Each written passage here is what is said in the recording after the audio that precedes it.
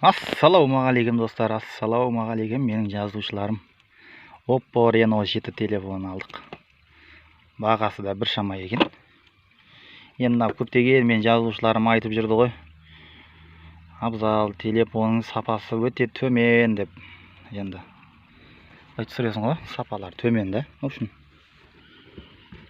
Енді бұның сапасы қазіргі түсіріп атқан телефонға қарағанда сапасы дұрыстау бұның енді.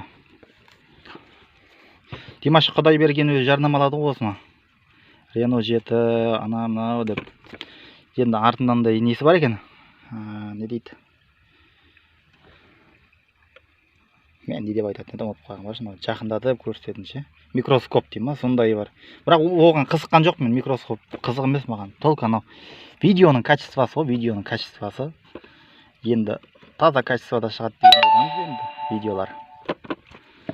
Таза качествода шығады деген ойдамыз.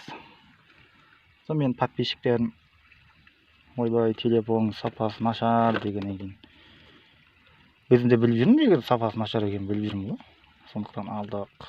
Бағасы 220, 210, әр жерде әртүрлі. Памятына қарай.